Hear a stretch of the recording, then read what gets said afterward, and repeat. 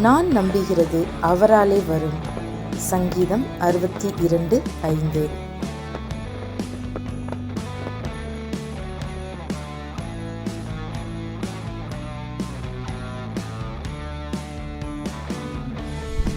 For my expectation is from him. Psalms 62:5.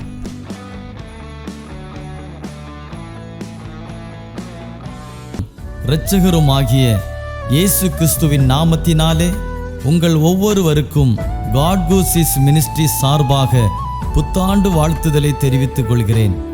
தேவனாகிய கர்த்தர் தம்முடைய பெரிதான கிருபையினாலே 2024 ஆண்டிலே நம்மை பிரவேசிக்க செய்திருக்கிறார். அவருக்கு ஸ்தோத்திரமும் கனமும் துதியும் மகிமையும் உண்டாவதாக. நமது ஊழியத்தின் மூலமாக ஒவ்வொரு நாளும் தேவ வார்த்தைகளை பகிர்ந்து கொண்ட தேவ ஊழியர்களையும் குடும்பங்களையும் தேவனாகிய கர்த்தர் ஆசீர்வதிப்பாராக. ஒவ்வொரு நாளும் இன்றைய மன்னா செய்தியை கேட்டு பிரயோஜனம் அடைந்த அநேகருடைய சாட்சிகளை இம்மட்டும் கேட்டிருக்கிறோம். இந்த ஆண்டிலும் கூட தம்முடைய வார்த்தையில் மாறாதவராகிய கர்த்தருடைய வார்த்தையை விசுவாசத்தோடு கேட்போம், கவனிப்போம். நிச்சயம் ஆசீர்வாதங்களை பெறுவோம். கடந்த நாட்களில் நாம் கண்ட எல்லா துயரமான சூழ்நிலைகளிலிருந்து கர்த்தர் நம்மை விடுவித்து இந்த புதிய ஆண்டிலே தேவன் தமது வார்த்தைகளை நிச்சயம் நிறைவேற்றுவார் என்ற விசுவாசத்தோடும் நம்பிக்கையோடும் காத்திருப்போம். தேவனுடைய வார்த்தைகளுக்கு கீழ்ப்படிய நம்மை நாமே ஒப்பு கொடுப்போம். கர்த்தர் மகத்துவமான காரியங்களை செய்வதற்கு வல்லமையுள்ளவர். நம்முடைய நம்பிக்கை வீண் போகாது. தேவன் சகலவற்றையும் அதினதின் காலத்திலே நேர்த்தியாய் செய்கிறவர். இந்த புதிய ஆண்டையும் கூட நமக்கு தேவன் தந்திருக்கிறார். கடந்த ஆண்டிலே நம்மோடு கூட இருந்தவர்கள் அநேக பரிசுத்தவான்கள் கர்த்தருடைய இளைப்பாறுதலுக்குள் பிரவேசித்திருக்கிறார்கள். ஆகிலும் நம்மை கொண்டு தமது திட்டங்களை நிறைவேற்றும்படியாக தேவன் நம் ஒவ்வொருவரையும் ஜீவனோடு பாதுகாத்து இந்த புதிய ஆண்டிற்குள் பிரவேசிக்க செய்திருக்கிறார். நல்ல எதிர்பார்ப்போடும் விசுவாசத்தோடும் காத்திருப்போம். இந்த ஆண்டு மகிமையாக துவங்கட்டும். கர்த்தர் தாமே இந்த ஆண்டு முழுவதும் உங்களையும் உங்கள் குடும்பங்களையும் ஆசீர்வதிப்பாராக. ஆமென்.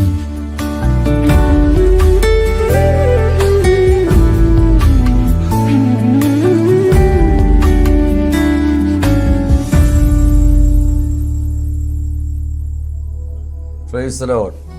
കർത്താവിൻ്റെ അതിപരിശുദ്ധ നാമം വാഴ്ത്തപ്പെടുമാറാകട്ടെ. ഈ നല്ല പ്രഭാതത്തിനായിട്ട് ദൈവത്തെ സ്തുതിക്കുന്നു. ഗോഡ് ഗോഡ്സിസ് മിനിസ്ട്രിയുടെ ആഭിമുഖ്യത്തിൽ ഇത് പ്രഭാതത്തിൽ നിങ്ങളോട് ദൈവവചനം അറിയിക്കുന്നതിൽ അതിയായ സന്തോഷമുണ്ട്. ഡയറക്റ്റായിരിക്കുന്ന തോമസ് സാർ അവറുകൾക്കും പാർട്ട്ണറായിരിക്കുന്ന എല്ലാ കർത്തദാസന്മാർക്കും പ്രാർത്ഥനാ പടയാളികൾക്കും ലോകമെമ്പാട് ഞങ്ങളെ ശ്രമിക്കുന്ന ഏവർക്കും കർത്താവായ യേശുക്രിസ്തുവിൻ്റെ നാമത്തിൽ 2023 പ്രഭാത വന്ദനങ്ങളെ അറിയിക്കുന്നു. ഈ ആണ്ടിൻ്റെ ആരംഭം മുതൽ അവസാനം വരെ ദൈവത്തിൻ്റെ ദൃഷ്ടി പരിപാലനം ഓരോരുത്തരോടും ഇരിക്കുമാറാകട്ടെ എന്ന് ആശംസിക്കുകയും പ്രാർത്ഥിക്കുകയും ചെയ്യുന്നു. കഴിഞ്ഞ മാസം നമ്മൾ ചിന്തിച്ചതായ അതേ വചനത്തിൽ തന്നെ വെളിപ്പാട് പുസ്തകം 2-ാം അധ്യായം അതിൻ്റെ 25-26 വാക്യങ്ങൾ വായിക്കുന്നെങ്കിലും നിങ്ങൾക്കുള്ളത് ഞാൻ വരും വരെ പിടിച്ചുകൊള്ളുവിൻ എന്ന് ഞാൻ കൽപ്പിക്കുന്നു. ജയിക്കുന്നവന് ഞാൻ കൽപ്പിച്ച പ്രവൃത്തികളെ അവസാനത്തോടെ അനുഷ്ഠിക്കുകയും ചെയ്യുന്നവന് എൻ്റെ പിതാവ് എനിക്ക് തന്നതുപോലെ ജാതികളുടെ മേൽ അധികാരം കൊടുക്കും. Price the Lord. കർത്താവ് നമ്മളെ ഏൽപ്പിച്ചിരിക്കുന്നതായ ഓരോ ആത്മീയവും ഭൗതികമായ വിഷയങ്ങളെ നമ്മൾ ഈ ദൗത്യങ്ങൾ ലോകമെമ്പാടും ചെയ്യുവാൻ ശുശ്രൂഷകരായ നമ്മെ ഓരോരുത്തരെയും കർത്താവ് വിളിക്കപ്പെട്ടിരിക്കുകയാണ്. ആകയാൽ അത് നമ്മൾ അവസാനത്തോളം പിടിച്ചുകൊണ്ടാൽ അത് കർത്താവ് അതിനുള്ള പ്രതിഫലം നമുക്ക് തരും എന്നാണ്. ജാതികളുടെ മേൽ അധികാരം നൽകുമെന്നാണ് ദൈവത്തിൻ്റെ വചനം വായിക്കുന്നത്. ഇവിടെ വെളിപ്പാട് പുസ്തകത്തിൽ വായിക്കുന്നതായ അതേ പ്രവൃത്തി തന്നെ നമ്മുടെ സങ്കീർത്തനത്തിൽ കാണുന്നു.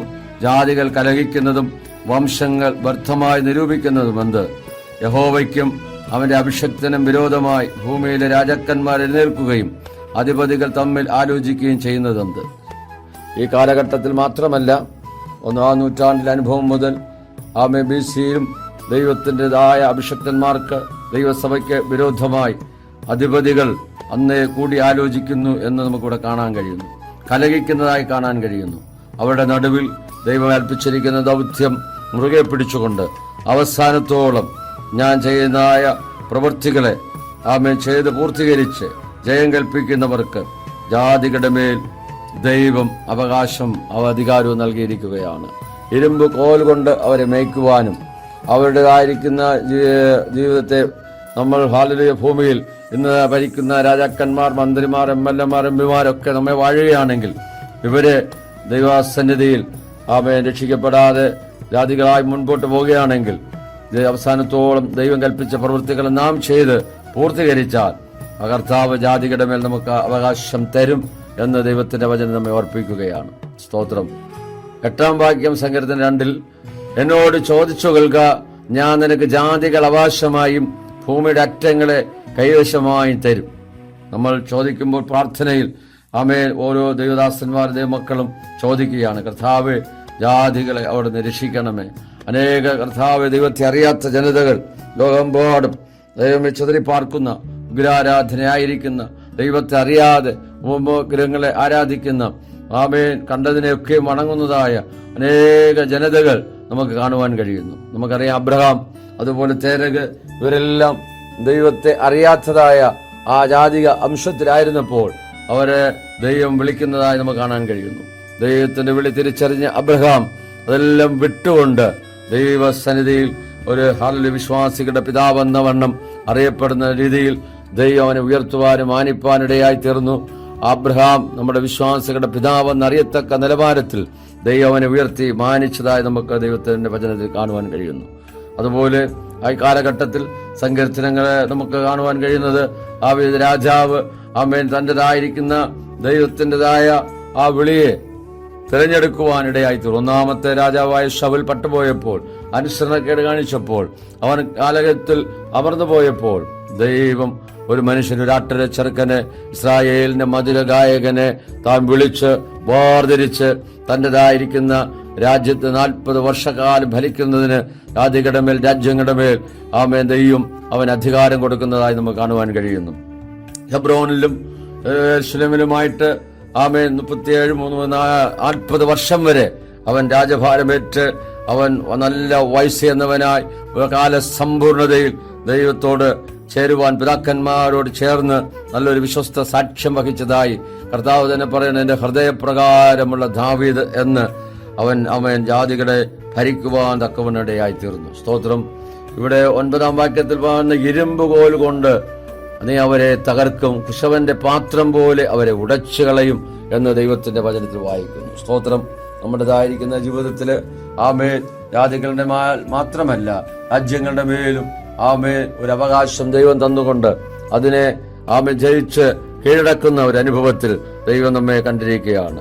നമ്മൾ ഏത് മണ്ഡലത്തിലായിരുന്നാലും പൈശാചിക ശക്തികളെ നാം ഭയപ്പെടാതെ, ഇരുട്ടിന്റെ ശക്തികളെ നാം ഭയപ്പെടാതെ മുൻപോട്ട് പോകുന്നുവെങ്കിൽ ദൈവത്തിന്റെ പ്രവൃത്തിയെ തന്നിലൂടെ വെളിപ്പെടുത്തുന്നതായി നമുക്ക് കാണുവാനായിട്ട് കഴിയുന്നുണ്ട്. സ്തോത്രം. വെളിപ്പാട് 12-ാം അധ്യായം 3-ാം വാക്യത്തിൽ നമ്മൾ കാണുമ്പോൾ അവിടെ ദൈവത്തിൻ്റെതായിരിക്കുന്ന വചനത്തിൽ ആമേൻ പ്രകാരം എഴുതിയിരിക്കുകയാണ്. 1-2 വാക്യങ്ങൾ.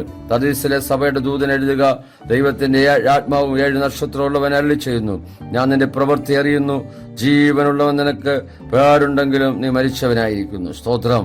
അതുകൊണ്ട് ഉണർന്നുകൊള്ളുക, ചാവാറായ ശേഷിപ്പുകളെ ശക്തീകരിക്കുക. ഞാൻ നിന്റെ പ്രവൃത്തി എന്റെ ദൈവത്തിന്റെ സന്നിധിയിൽ പൂർണ്ണതയായി കണ്ടിട്ടില്ല. നമ്മൾ ചെയ്യുന്ന പ്രവൃത്തികൾ, നമ്മുടേതായ സുവിശേഷ പ്രവർത്തനങ്ങൾ, നമ്മുടേതായിരിക്കുന്ന ആമേൻ താലന്തുകൾ, നമ്മുടേതായിരിക്കുന്ന ദാനങ്ങൾ, ധർമ്മങ്ങളൊക്കെയും ദൈവത്തിന്റെ സന്നിധിയിൽ കർത്താവ് നോക്കുമ്പോൾ ആ പ്രവൃത്തിയിൽ ഞാനും നിങ്ങളും കുറവുള്ളവരാണ്. സ്തോത്രം. നമുക്കറിയാം കൊർന്നേല്യോസ് എന്ന് പറയുന്ന ഒരു ദൈവഭക്തൻ ഇറ്റാലിയയിൽ ഉണ്ടായിരുന്നു. അദ്ദേഹം എപ്പോഴും ദൈവത്തോട് പ്രാർത്ഥിക്കുന്നവനായിരുന്നു. അവൻ വളരെ ധർമ്മം കൊടുക്കുന്നവനായിരുന്നു. ദൈവത്തെ ഭയപ്പെടുന്ന വ്യക്തിയായിരുന്നു. ദൈവദാസന്മാരെ ബഹുമാനിക്കുന്ന വ്യക്തിയായിരുന്നു. അപ്പോൾ ഒരു ദൂതൻ പ്രത്യക്ഷമായിട്ട് പറയാണ്, കൊർന്നേല്യോസേ, നീ യോപ്പയിലേക്ക് ആളയച്ച് ശീമോൻ പത്രോസ് എന്നതിനെ വരുത്തി പ്രസംഗം കേൾക്കണം. ആമേൻ നിനക്ക് ഇനി ജീവിതത്തിൽ കുറവുള്ളത് അവൻ നിന്നോട് കൽപ്പിക്കും. അതുകൊണ്ട് നീ അവനെ വിളിച്ചു വരുത്തണമെന്നുള്ളതായ അരുളപ്പാട് ദൂതൻ പറഞ്ഞു കൊടുക്കുന്നതായി കാണാൻ കഴിയുന്നു.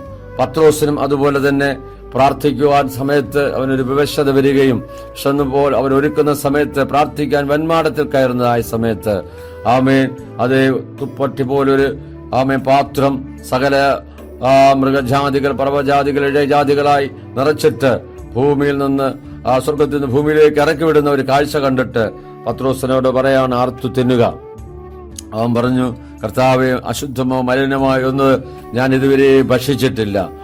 ഞാൻ വിശുദ്ധീകരിച്ചതിന് നീ അശുദ്ധമെന്ന് എണ്ണരുത് എന്ന് പറഞ്ഞ് ഇങ്ങനെ ദർശനം 1-2 വട്ടം കാണിച്ച അനന്തരം അത് അവൻ സ്വർഗത്തിലേക്ക് വലിച്ചെടുക്കപ്പെടുകയാണ്. ഇതെന്താകുമെന്ന് ചിന്തിച്ച് വ്യാകുലനായി പ്രാർത്ഥനാ വന്മാടത്തിലിരിക്കുമ്പോൾ ആമേൻ കൊർന്നല്യോസ് അയക്കപ്പെട്ടതായ വ്യക്തികൾ അവനെ തിരഞ്ഞു വന്നിരിക്കുകയാണ്. ശിമോൻ എന്ന തോൽക്കൊലനായ ശിമോൻ ഇവിടെ പാർക്കുന്നുണ്ടോ എന്ന് ചോദിക്കുമ്പോൾ നിങ്ങളെ അന്വേഷിക്കുന്ന ആൾ ഞാൻ തന്നെ എന്ന് പറഞ്ഞ് അവൻ തന്നെ വെളിപ്പെടുത്തിക്കൊണ്ട് കടന്നു വരുന്നതായിട്ട് നമുക്ക് കാണുവാനായിട്ട് കഴിയുന്നു. സ്തോത്രം. അവരോടുകൂടെ പാർത്ത് അവരിൽ ചില സഹോദരന്മാരുമായിട്ട് അതേ ചില നാളുകൾ കഴിഞ്ഞപ്പോൾ അവിടെ കടന്നു വരുവാൻ തക്കവനിടയായി തീർന്നു. ആ സമയത്ത് ദൈവത്തിന്റെ പ്രവൃത്തിയെ അവർക്ക് കാണുവാനായിട്ടിടയായി തീർന്നതായിട്ട് ദൈവത്തിന്റെ വചനത്തിൽ നമ്മൾ വായിക്കുന്നു. സ്തോത്രം. അപ്പോൾ പ്രാർത്ഥിക്കുന്ന ദൈവത്തിന്റെ ദാസന്മാരുടേതായ പ്രവൃത്തികളെ അറിയുന്നതായ ഒരു നല്ല കർത്താവ് നമുക്കുണ്ട് എന്നാണ് നമുക്ക് കാണുവാൻ കഴിയുന്നത്. നമ്മൾ കർത്താവിന്റെ വയൽ പ്രദേശത്ത് അധ്വാനിക്കുന്നത്, പ്രാർത്ഥിക്കുന്നത്, ട്രാക്ക് മിനിസ്റ്റർ ചെയ്യുന്നത്, അവൻ ഉപവസിക്കുന്നത്, നമ്മുടേതായ രഹസ്യം പരസ്യമായ എല്ലാ കാര്യങ്ങളിലും ദൈവത്തിൻ്റെതായിരിക്കുന്ന അതേ കൃപ ഇന്നോളം കൂടെ ഉണ്ടായിരുന്നു എന്ന് നമുക്ക് കാണാൻ കഴിയുന്നു. അത് നമ്മൾ ചെയ്യുന്ന പ്രവൃത്തികൾ ഇനിയും അധികം വർദ്ധിക്കുവാൻ കർത്താവ് നമ്മളെക്കുറിച്ച് ആഗ്രഹിക്കുന്നുണ്ട്.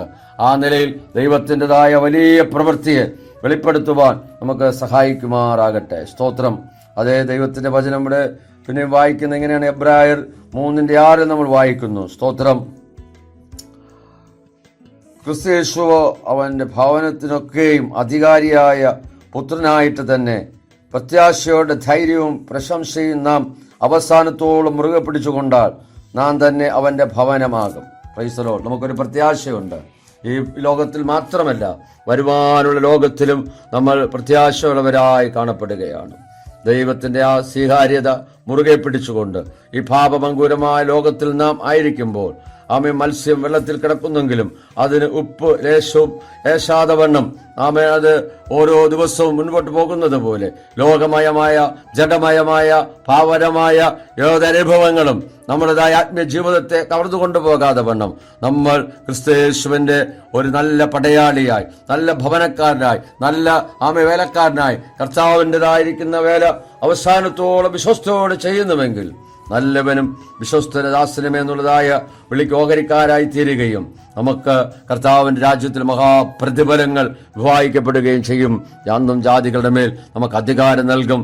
ഇരുമ്പ് കോൽ കൊണ്ട് അവരെ മേയ്ക്കുവാനും ശവന്റെ പാത്രം പോലെ ദൈവികമായ നിലയിൽ ഗൈഡൻസ് ചെയ്യുവാനും കർത്താവ് നമ്മെ കണ്ടിരിക്കുന്നു എന്നുള്ള കാര്യം നമ്മൾ മറന്നു പോകരുത്. അതുകൊണ്ട് ഇന്ന് പകൽക്കാലം ഏതെങ്കിലും വിഷയത്തിൽ ഭാരത്തോടെ ആരെങ്കിലും ആയിരിക്കുന്നുവെങ്കിൽ നിങ്ങളെ കാണുന്ന ഒരു കണ്ണ് പകൽക്കാലം നിങ്ങളെ കൊണ്ടിരിക്കുകയാണ്. നിങ്ങളുടെ ആകുലതകൾ മാറുവാൻ, നിങ്ങൾ ഭാരപ്പെടുന്ന വിഷയത്തിന് മേൽ രോഗിയായിട്ടോ ആ സാമ്പത്തിക ഞെരുക്കമായിട്ടോ കൊറോണ വൈറസിന്റെ ആയ ഏതെങ്കിലും പിടിയിലോ പരിക്ഷോഭത്താലോ ഏതെങ്കിലും കുട്ടികൾ പൈശാച മണ്ഡലത്താൽ നിങ്ങൾ ഭാരപ്പെടുന്നെങ്കിൽ അതിനെല്ലാം ജയിച്ച ജയവരനായ ക്രിസ്തു നമുക്കിതിനെല്ലാം ജയിപ്പാനായിട്ട് കൃപ നൽകുമാറാകട്ടെ. Price the Lord. നമുക്ക് ഒരു നിമിഷം ദൈവത്തോട് പ്രാർത്ഥിക്കാം.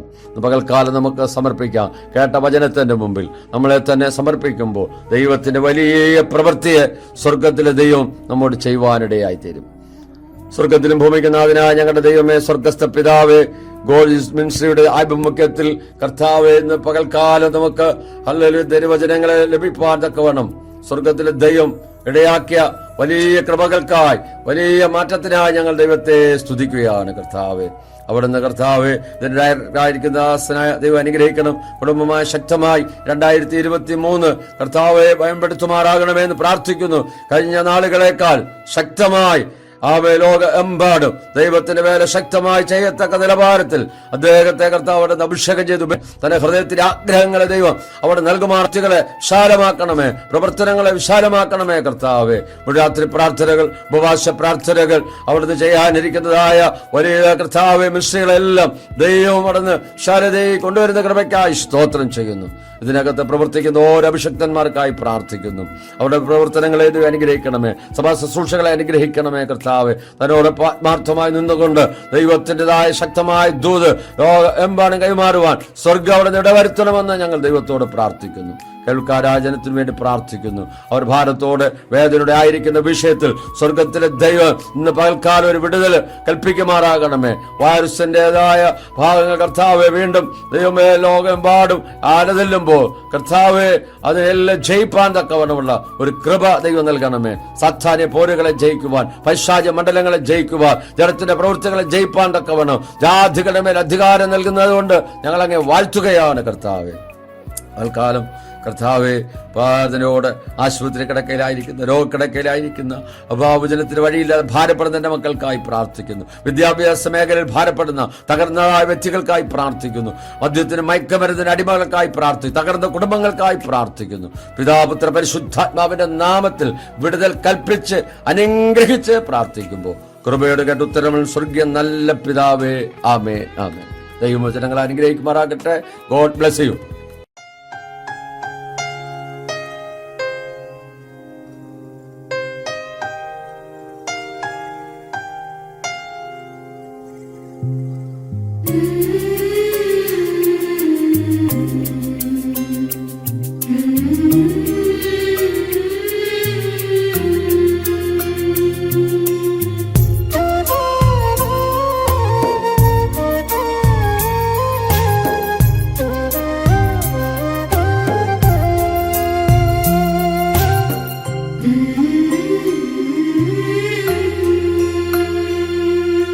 ലോകം മുഴുവൻ നേടിയാലും നിന്നാത്മാവു നശിച്ചാലെന്തു ഫലം?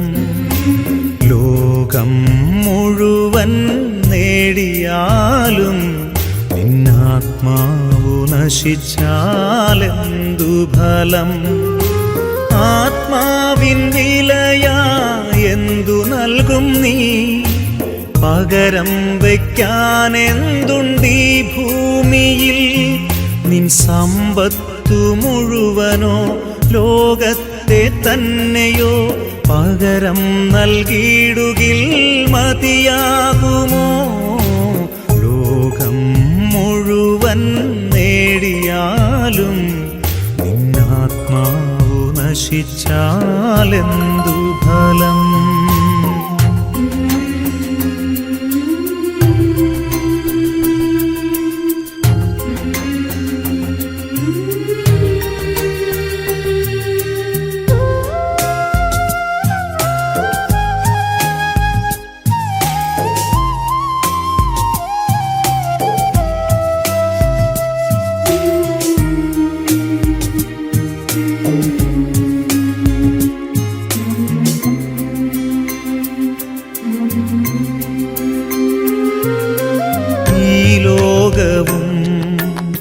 അതിലുള്ളതൊക്കെയും നശ്വരമാണെന്നറിഞ്ഞിടുവിൻ.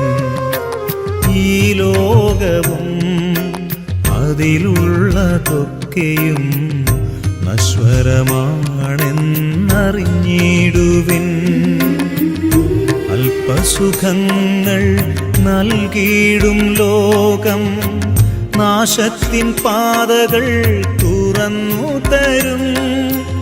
അനശ്വര സൗഭാഗ്യം നേടിയിടുവാൻ ദൈവത്തിൻ ആത്മാവിൽ ജീവിക്കുവിൻ.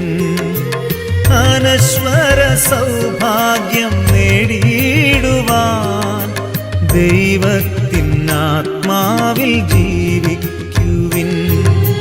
ലോകം മുഴുവൻ നേടിയാലും നിന്നാത്മാവു നശിച്ചാലെന്തു ഫലം?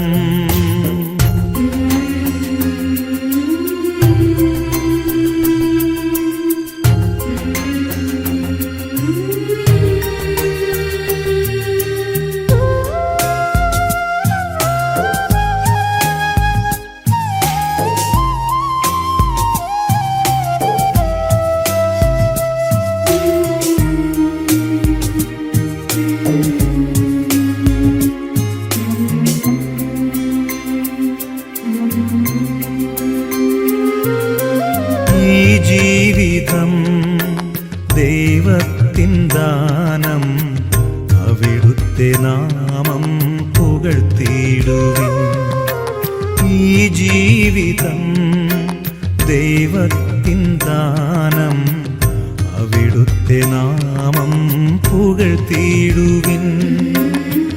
വരുവാനിരിക്കുന്നതൊന്നുമേ നമ്മൾ അറിയുന്നില്ലെന്നോർത്തിയിടണം. സർവം ഭരിക്കുന്ന ദൈവത്തിൻ മുൻപിൽ ജീവനും ആത്മാവും സമർപ്പിച്ചിടാം. സർവം ഭരിക്കുന്ന ദൈവത്തിൻ മുൻപിൽ ജീവനും ആത്മാവും സമർപ്പിച്ചിടാം. ലോകം മുഴുവൻ നേടിയാലും നിന്നാത്മാവു നശിച്ചാലെന്തു ഫലം? ലോകം മുഴുവൻ നേടിയാലും നിന്നാത്മാവു നശിച്ചാലെന്തു ഫലം? ആത്മാവിൻ വിലയായെന്തു നൽകും നീ? പകരം വയ്ക്കാൻ എന്തുണ്ടീ ഭൂമിയിൽ? നിൻ സമ്പത്തു മുഴുവനോ ലോകത്തെ തന്നെയോ പകരം നൽകിയിടുകിൽ മതിയാകുമോ? ലോകം മുഴുവൻ നേടിയാലും